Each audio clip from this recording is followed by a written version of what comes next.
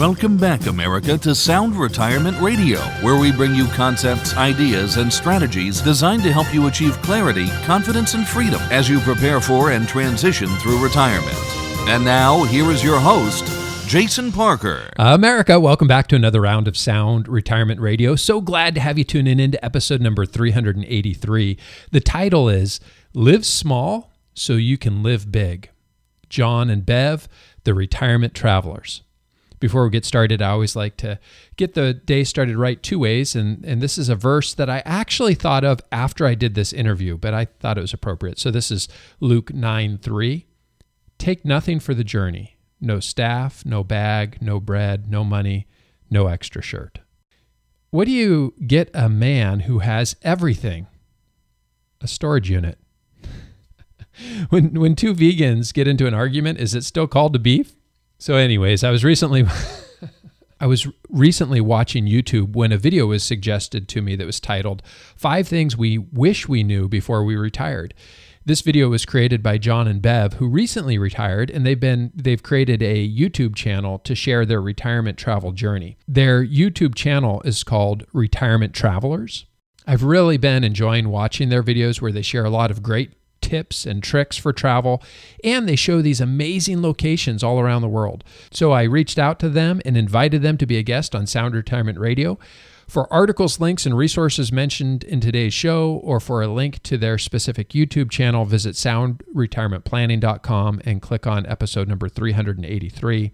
Without any further ado, here's my interview with the Retirement Travelers, John and Bev. I am so excited to have John and Bev on the program with me. They are YouTubers. They have a YouTube channel called Retirement Travelers, and I've really been enjoying watching their videos and hearing more about their journey into retirement and this decision that they made to travel in retirement and then to share their retirement travel journey via YouTube. I think it's so cool. They have a little intro clip that they do on their videos, and I'll include a link to their videos in the show notes if you guys want to learn more about them. But they always start with this quote from C.S. Lewis that says, "You're never too old to set another goal or dream a new dream." But it's my good fortune to have John and Bev on the program. John and Bev, welcome to Sound Retirement Radio. Thank you very much. You guys are the Retirement Travelers. Like I say, one of my my kids always make fun of me because I like to turn on Rick Steves at night and just travel with him to different places. But you guys have started to take that place for me. Instead of Rick Steves, I've been watching the Retirement Travelers. Wow, that's a big compliment. That is big. No, we like to have fun. You know, traveling is our passion, and this just seemed like the perfect fit for retirement. But it's certainly evolved a lot over the last 2 years. Well, I've got so many questions I want to ask you. At Sound Retirement Radio, the podcast that we've been doing now for some time, almost everybody that listens to the show is either just about to retire or recently retired. And from my experience, one of the things that most people talk about wanting to do once they retire is travel. And so to be able to pick your brain and learn from what you guys are doing is really exciting to me. I know our listeners are going to love this show. But before we get into where you're at right now, take me back to where you were a couple of years ago before you made the decision to retire. What did life look like for you then? Well, we had a pretty good life. I was working up until the end of 2019 and actually got offered a package to retire just before COVID. And it worked out perfect because I was planning to retire at the end of 2020 anyway. And we were going to travel to Europe for 4 months. We were living in a golf community in Florida, and we were going to travel part-time and live our retirement lives in Florida was kind of the plan. And then COVID hit and completely changed everything. We had to scrap our trip to Europe that spring. And Bev had the awesome idea of just when COVID was hitting, she said, why don't we go buy an Airstream? So we bought an Airstream, and that started us on another journey. We hadn't sold our house yet, but we left and visited basically half the states and half the national parks during 2020. Yeah, and right about that time when we started thinking about traveling the world, I said, why don't I just blog our way around the world in our retirement? And when we travel, then I'll blog. And John said, oh, well, why don't I'll start a YouTube channel. How hard can it be? And it has been a big challenge. So about the same time that we decided to take off on our trip, we thought, okay, let's figure out this vlogging, the world of vlogging, and trying to figure out, we quickly learned we couldn't blog, we couldn't vlog and do it all at the same time. We couldn't be everything. So we quickly narrowed down to our YouTube channel, and we thought this is a great avenue for us to be able to share with other people what we're seeing and what we're doing.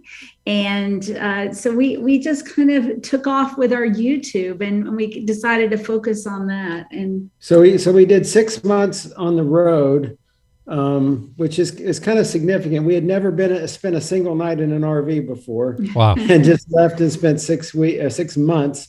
And we started realizing that we could live in 250 square feet. We didn't need a bigger home to live in. And it kind of started a more rapid push to minimalism. And we don't need what we have right now from a home standpoint. So we came back and kind of regrouped for a couple months that winter in Florida and decided, you know what, we had so much fun with this Airstream adventure. Why not sell our condo and all of our possessions and just travel full time? Man. Now, COVID was still going on, and it was challenging to travel internationally. So we wanted to complete our journey around the U.S. So this past year, we went to the rest of the states and all the national parks in the lower 48. And that was quite a journey, like 40,000 miles and lots of memories there. And then we left for Central America in November. Spent 4 months in Central America and Colombia, did a side trip to Dubai to the World Expo, and now we've been in Europe for a couple months now. Wow. Wait. There's so much I have to ask you about here, because this is just like totally crazy. Now, were you guys from Florida originally, or was Florida a retirement destination for you? It was a retirement destination. We had a home in Kentucky, and we were not originally from Florida. John grew up in West Virginia. I grew up in Arkansas, and we lived our lives. John was transferred a few times. We'd lived in New York, Tennessee, a few places, and we decided to, in his latter part of his career, he was traveling so much, and he was traveling in and out. It didn't matter where we lived as long as we were near an airport. Okay. So that's when we purchased our place in Florida 2 years before we retired. So we kind of put our foot into the retirement community a little bit early. Okay. Yeah, and it made sense from a tax standpoint. We were going to live in Florida 6 months and a day each year and take advantage of the no income tax. And we really thought our life was going to be about being snowbirds. We would spend summers in Kentucky and winters in Florida. And we quickly started realizing we're both pretty frugal people, and buying two of everything just didn't make sense, and spending money on golf courses when you weren't there.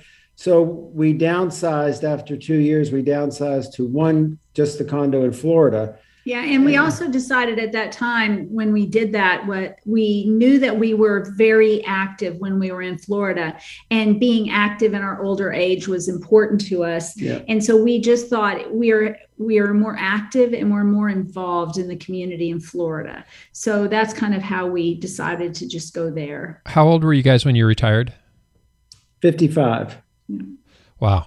And so this road trip now around the United States in the RV, I was telling a friend of mine this morning as I was driving into work and told him I was going to be interviewing you guys. And I said, one of the big differences here is there's a lot of people that talk about doing what you guys are doing, but there's very few people that actually go do it. And so it's just so cool that you guys had the courage, because not everybody has the courage to do what you're doing. But, we were in a community where the average age was 70. in Florida. And we had a lot of older friends who told us when we started off on our adventure across the country that we were doing the right thing because they waited too long and their health wasn't where they wanted it to be in retirement. And I mean, they were older. And so they said, go do it now. And we had been around a lot of people who had lived big lives, who had traveled, who had stories to tell and were inspirational to us. That's awesome. But we figured, you know what? At first we said 10 years. We could leave for 10 years. We'll come back. We'll still be in our late 60s. And if we want to settle down at that point, we can. But we feel like we would have, seen the world.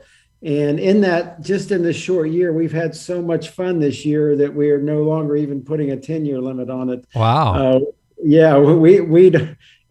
has opened our eyes up to, getting our medical coverage overseas to potentially living abroad. We went from really living in a Florida Gulf community to the world as our home, and we have so many options. It's opened our eyes up on so many things. Okay, I've got so much I want to ask you, but I want to ask you specifically about your RV trip, because I know a lot of people love the idea of seeing America when they retire. So if you had to boil it down to just the top 1 or 2 destinations, if you're going to do it again, what's the place that everybody has to go? Utah. Utah is definitely one. It has the most beautiful national parks. It has wonderful people, and it was almost a surprise to us how wonderful. Yeah, we enjoyed Utah a lot. The Colorado parks were a lot of fun. We enjoyed those as well. We thought California was incredibly beautiful, and other than the traffic there, that was incredible. Yeah, I mean, here's the thing about what we did, doing it in 2 years and seeing, while some people would say, oh, that was pretty quick. But we look back on all of those national parks, and it's the collective nature of the experience for us. We saw mountains and deserts and caves and seashores, and the beauty of our country was incredible. The diversity is incredible.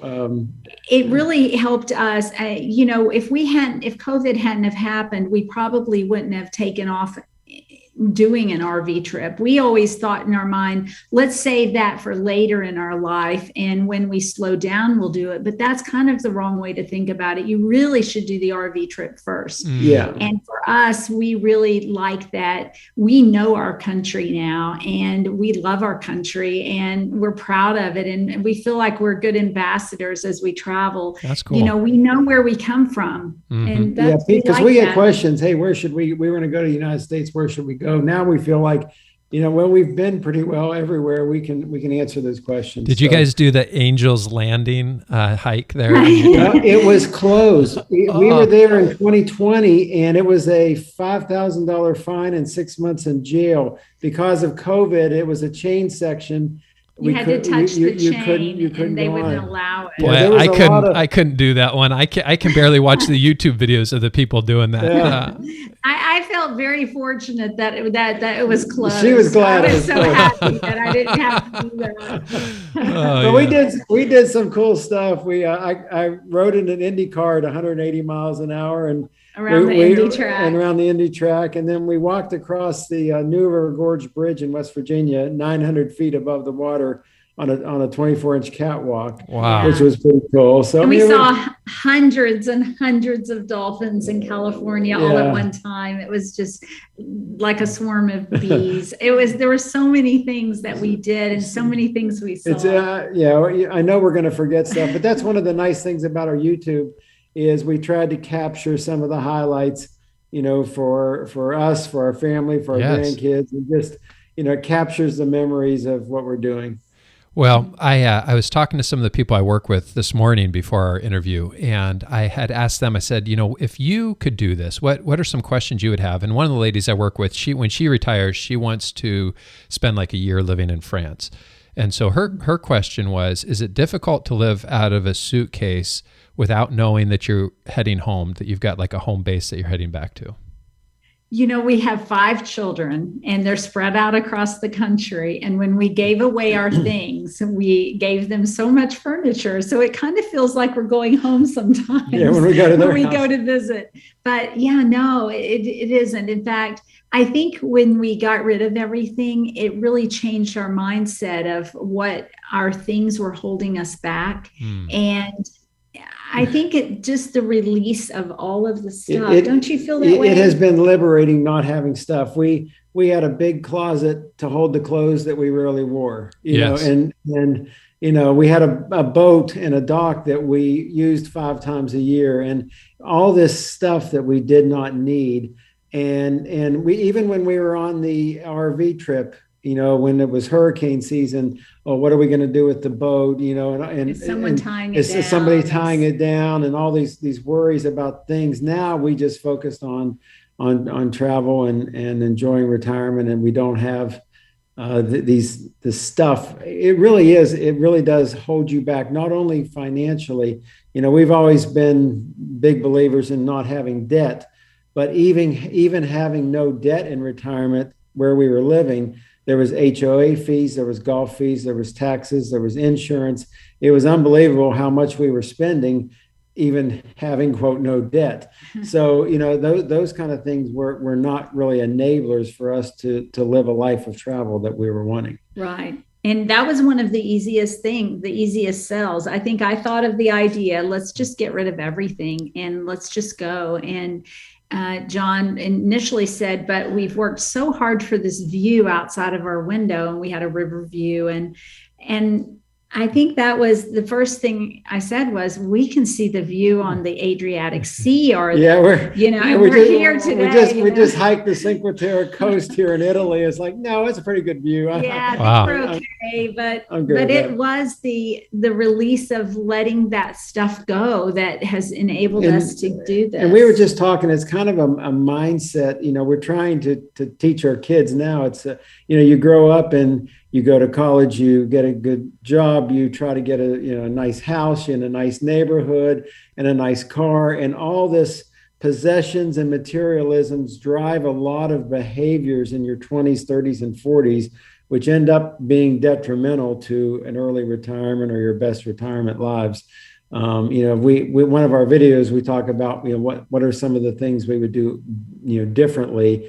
And, we had a few choices during our career that we probably wouldn't have bought a bigger house, or we would have downsized earlier. Yeah, there are a lot of things we would do. Paid off things even sooner. Just, hindsight's always 20/20, but those are some of the things we tell our kids now. Right. That hindsight, that's so valuable for our listeners that, they're wanting to get to where you guys are, or maybe they just retired, but one of the things I loved that I have enjoyed about several of your videos is you come back to this idea of simplifying and getting rid of stuff. And you're right, the stuff that we own owns us, because there's all this responsibility about maintenance and taxes and everything that comes along with ownership. So, but that sounds like you guys don't have any regrets at this point about... We have no regrets. No. The only thing we kept were our golf clubs, and that's pretty much it, isn't it? Yeah. They're at our daughter's house. In fact, we are in the process.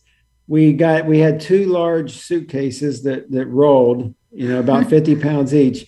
We're in the process of getting rid of those and having everything we own on a backpack. Is that for right? the rest of our trip in Europe. I was going to ask.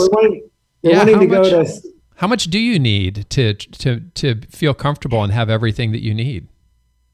Well, if you watch us, you know that we wear these retirement traveler shirts. Yeah, I like those shirts. We have 7 of those.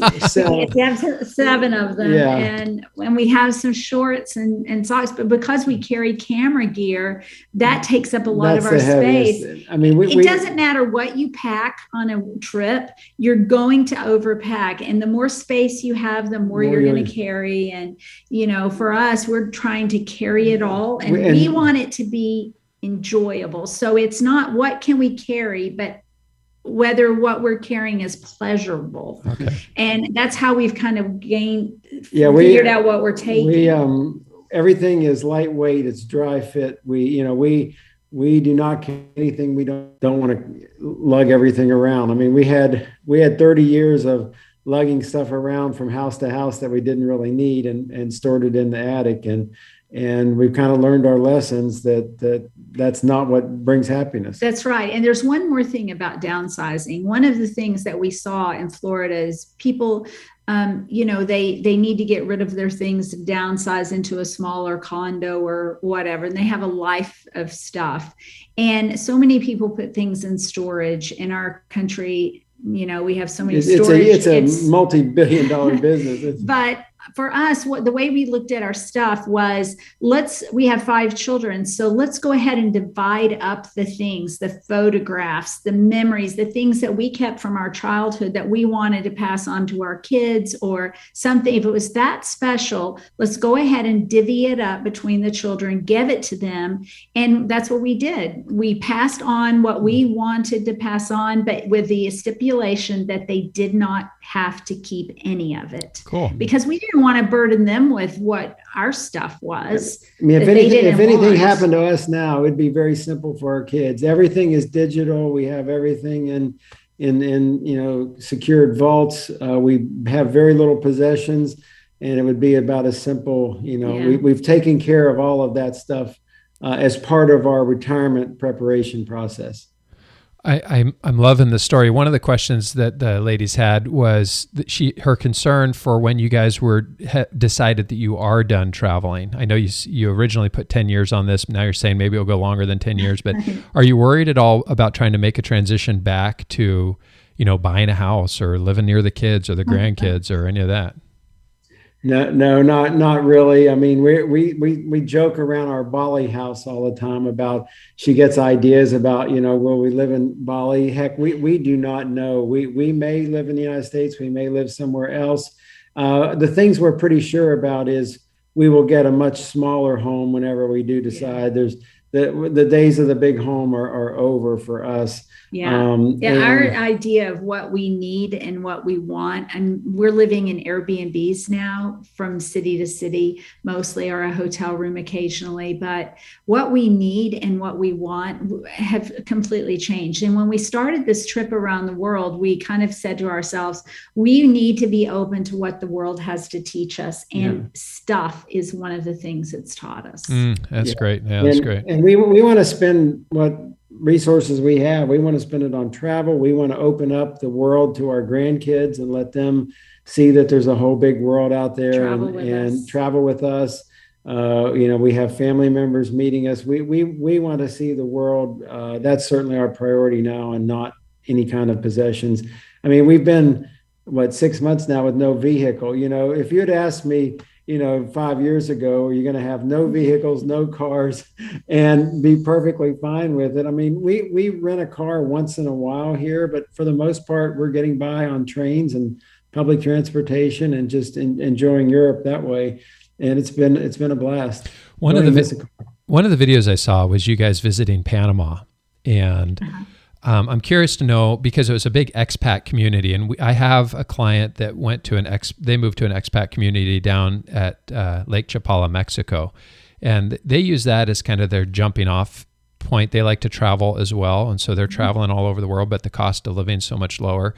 After going to some place like Panama and experiencing an expat community, is that something that you guys could see yourself settling into at some point in the future, or was that not really something that you... No, we could see ourselves doing that. I think for us right now, our goal is we have so much of the world that we want to see. So we're moving at a pretty quick pace. The big movement right now is slow travel. You go somewhere for a month and then you move around. We kind of like the idea of expats who go stay 3 months in this place and then go 3 months to another place and never buy there, but rather experience the world on a slower pace, a month or 3 months at a time. And we like that idea, don't we? I don't think we will ever find a place that, in Panama or Costa Rica or Italy or wherever, that's our place. We're always going to have kids and grandkids in the United States. So, some portion of our year is going to be involved with them. But I could see us doing like 3 months. But I can see us rotating around and slowing down. I mean, usually, there's ideal weather 3 months a year somewhere, but not everywhere. So why would we want to go during monsoon season somewhere? So, we try to follow the good weather. And then the other thing that we've been exploring now, at least till age 65, is healthcare. And I'm on a drug called Eliquis, a blood thinner from an old blood clot injury. And my insurance sent me a note the other day and said, we're no longer covering Eliquis. And it's like $500 a month. Wow. It's very, very expensive. And I get it in Colombia with no prescription, exact same stuff for $60 a month. Wow. 60. That's crazy. I mean, it's incredible. And we've gotten dental care, we've gotten vision. We've had all of that done in Medellin, Colombia, and we're very impressed with the quality, the cost, everything. So we're really looking at all of our options about maybe spending 1 or 2 weeks a year just in one place like that and making that our home base for our medical care. What has been, what's kind of the rhythm that you're into right now? How much time are you trying to spend in each place? So we're spending about 1 week in each place. And like this year, we're traveling regionally, and we're doing 6 weeks in Northern Italy, but we're doing 1 week in each major city and 1 to 2 hours apart. So we're doing Milan and Turin, Genova, Florence, Bologna, and back to Venice. So that'll be our 6 weeks. And then we can do day trips from there. So we're moving. Instead of just saying we're going to Italy for 6 weeks, we're moving once a week, but we're getting to see all parts of the country. And then in the fall, we're going to come back and do 6 weeks in Southern Italy and Sicily, and finish up in Malta. Yeah, and we can only spend 90 days in the Schengen zone. And that's mostly European countries. So in the EU. So then we're heading over to the Balkans to spend 90 days in. We're going to head to 4 weeks to Romania and a few weeks in Bulgaria and Croatia and Albania and Kosovo, Serbia, Bosnia. We're going to try to do that whole region in 90 days. And then we're going to head back over here to Italy. Are you, at one point, you guys were going to try to bring your dog with you. Is that still happening? Yes. Well, that's another long story. Our little baby, she went to 49 states with us on our RV trip. And then the CDC came out with a ruling that basically said she couldn't go with us to Central America, or she couldn't come back to the States. And we were very disappointed with that ruling. But so we decided for our trip to Central America, she was going to stay with my sister, who lives in Florida. And she's older. And she's 12 and a half years old. And it would have, after doing the trip to Central America, we realized it would have been very, very hard on her and not the right thing to do. So she is being spoiled rotten now at my sister's house. Okay. And she's the queen of the house. And we decided for our trip to Europe, and we know now that we made the right decision, that she's in the best place there at my sister's house. It's hard enough to travel, with COVID and everything going on now, let alone with a dog going at a fast pace. Yeah. How is it? We get almost daily updates on her. So we love her from afar. How is it traveling during COVID right now for you guys? Are there a lot of restrictions in place, or? Well, as we traveled through Central America, there were a lot of restrictions. We would have to sign in to every country. We would have to fill out an affidavit saying that we had been tested, that we had our COVID vaccinations, that sort of thing. And once we got over to Europe, we had to test to get into the Netherlands. Since then, they have dropped the requirements for testing, but they still have in place that you have to have your vaccination in 270 days. So basically they're requiring a booster shot. So that's kind of what they're doing now. All public transportation, trains, buses, airplanes are mask But we're starting to see just recently, people are starting to not wear a mask on the sidewalk and places like that. It's changed a lot. Very dynamic over the last 6 months. Because when we were in Central America, you had to wear a mask everywhere all the time, even outside. It was much stricter than in the United States. So okay. So I would say it's not bad now. No more testing. Other than some inconvenience here and there, it's not bad. If you were giving advice to somebody right now that only could travel to one place around the globe, what's the one place that they have to see? What's been just like so good that you tell your kids and your grandkids, you got to go check this out? The one place we tell them lately that we think is one of the most beautiful places on earth is Folegondros, Greece. And it is a little island that is a 40-minute ferry ride from Santorini.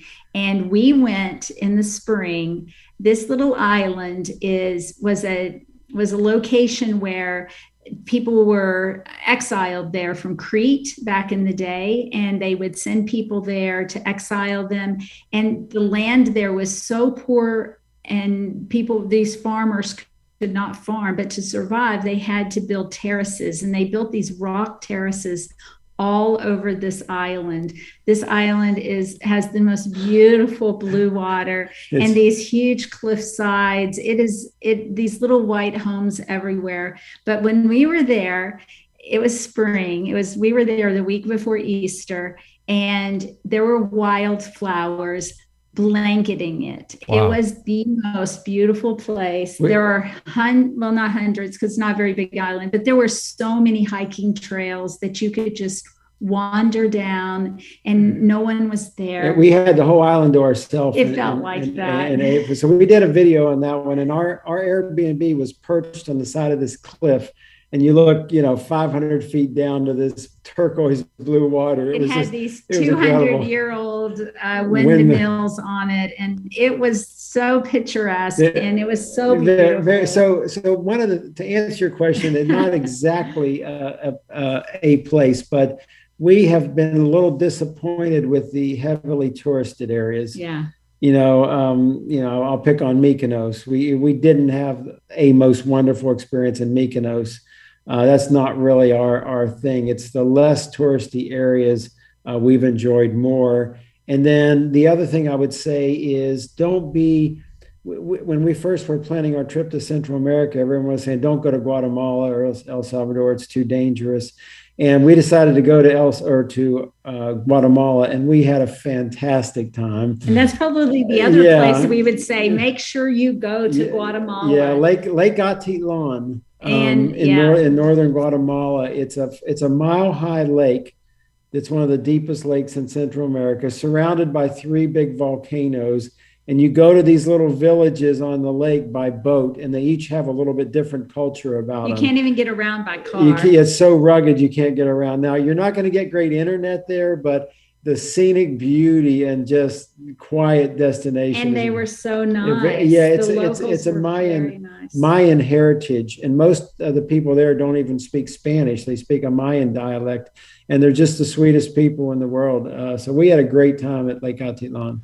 From a budgeting standpoint, in terms of trying to afford and pay for all of this stuff as you go from place to place, how has that been? Do you find that your dollars are stretching a long ways, or are you finding this getting kind of tight? Or? Yeah, we honestly spend less than we did when we lived in Florida. We aren't paying golf fees. We aren't paying for insurance. And I think for us, we couldn't have done this had we not downsized. Mm-hmm. We couldn't keep a home there and go travel. Yeah, we looked at our budget, and we were trying to do like 1 or 2 months of travel a year in addition to living in Florida. And that felt like our limit for travel.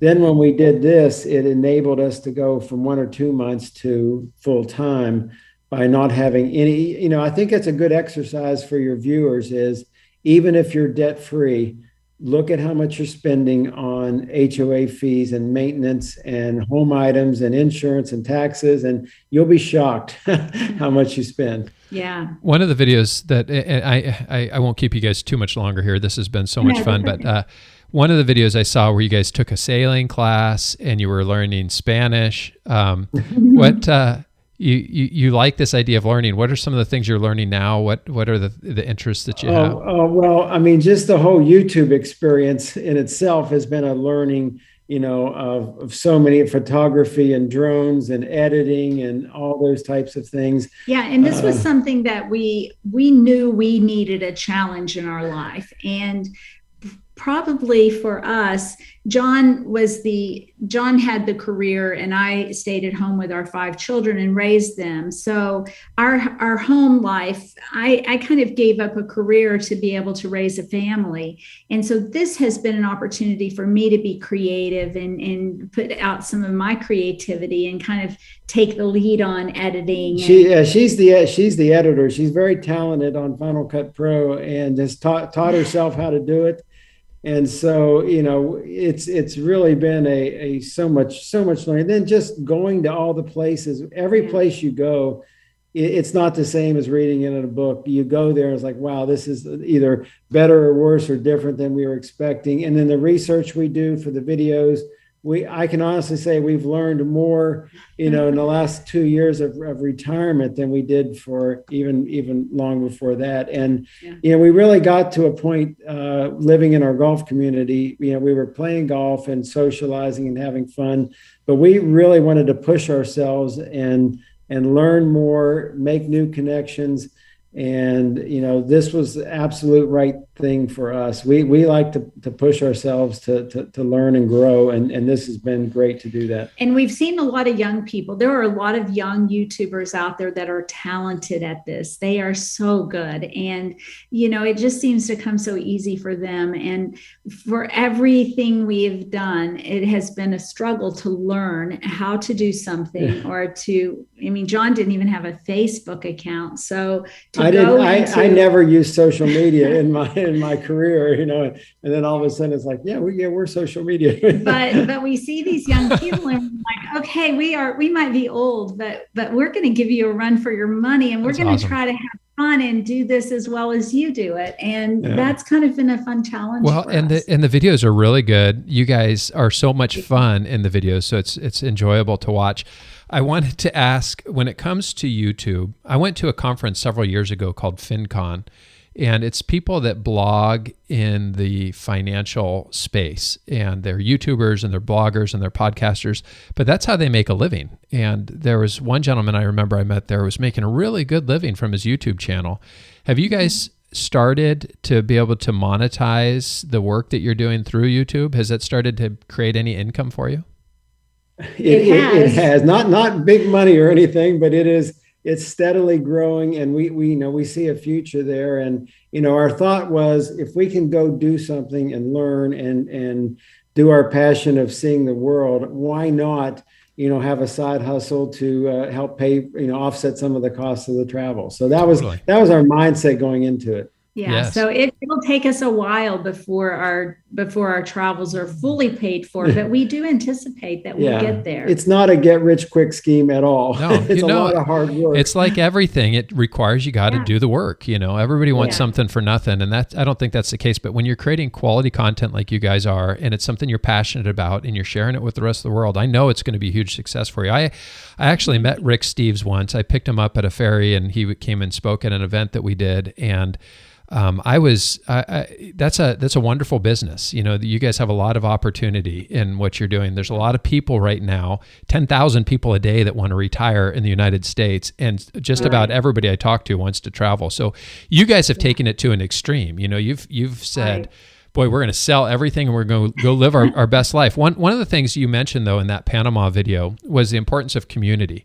So as you guys are out here traveling every week, going someplace new, are you meeting people? Are you having relationships or creating friendships? One of the groups, and yes, the answer is yes, we are building a community.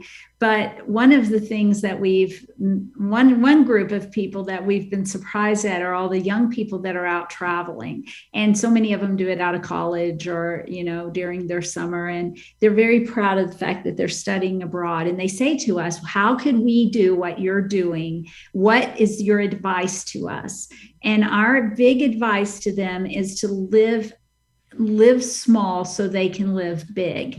And that is such a big, important part of world travel. And, just think through your life, what really matters to us. When we look back at our life of what we gave away, it doesn't even come close to comparing to what we're doing today. No. And the impact that it's had on us. But back to your question about our community, we actually have met some other YouTubers, other people out there that are older that have reached out to us, and we've kind of built a little group of people who we're corresponding with. We actually stayed with some people we met online, other YouTubers in Umbria, which is in central Italy. It's kind of just real, authentic Italian living in the countryside. And we went and spent 3 days with them and had a great time. Wow. But one of the things we've noticed as we go to areas that have a lot of expats, there's some areas around, the Portugals and some in Panama that are more heavily concentrated with U.S. expats.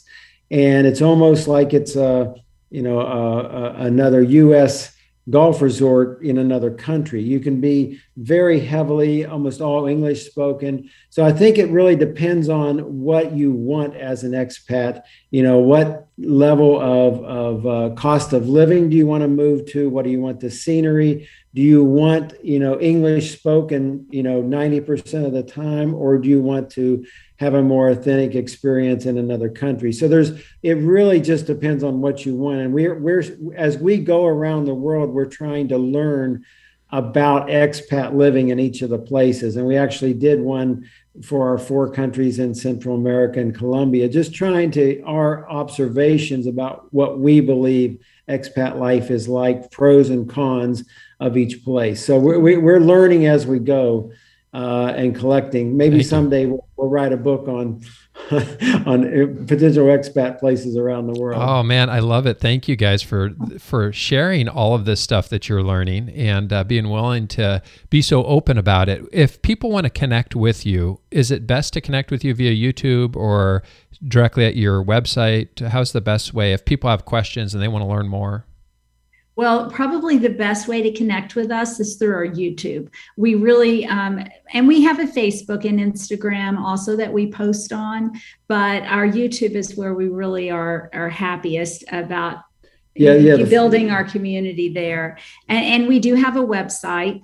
You can send us an email there if you have a question. You can also send us a private message on Instagram. We try to respond to every message that we get on Facebook or wherever. So, pretty much any way. Yeah, it doesn't. But the website, I think you contact us on the website, and that's a personal email that we can get. So that works pretty well. Well, I watched you. I watched you on YouTube. We really are having a great time. And, we're trying to put out videos that are teaching people how to travel. We're doing a series right now that is, tips for teaching people how to travel the world, but also we're doing some retirement videos, and we're also putting out our weekly vlog, and you can kind of follow along with us and see where we're at and the pickles we get ourselves into or the antics that we come up with.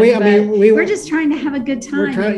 We're hoping to inspire people to travel themselves and take some of the mystery out of, could I even go there without a tour guide? Mm-hmm. Because people can travel without tour guides, and the Rick Steves tours are awesome, but they're expensive. Mm-hmm. And we're trying to teach people you can learn to do this yourself without paying a middleman a lot of money. So. And you can follow along with us when you're not traveling. That's right. When you are traveling. What is, if there was one thing that you guys just wanted to share with our audience today as we finish up, what's the biggest takeaway you've had as you've made this journey into retirement and then your travel around the country and now your travel around the world? If you could just sum it up to, one or two things, what's the most important thing? Wow. I think the first thing is in our last video about things we wish we knew about retirement is dream big and don't put yourself in a box of what retirement means. It can be anything. The sky is the limit. You've been through a career, you have some money. Don't just settle for I'm going to live down the street. Go figure out what you want to do in life, and you have 30 more good years in you to go make a difference in the world. So that would be number one. I'd say number two is this love of possessions and material things. We have completely broke ourselves of that, and this was 40, 50 years in the making, so it's not easy to turn that around. But we've pretty quickly done that, and we couldn't be happier not having all of our stuff. Yeah, wow. And that didn't happen overnight. No, that was about a 5-year process. Okay. Downsizing, yeah. But really just saying, okay, let's just do it all. That was pretty quick. But it was getting ourselves. It probably started when we started planning, getting our retirement in line, where we started, making sure our will was done, making sure our, all of our documents were done, and getting ourselves organized, with our paper. And then, and I've always loved to organize the house and have things organized. I just had organized a whole lot of stuff.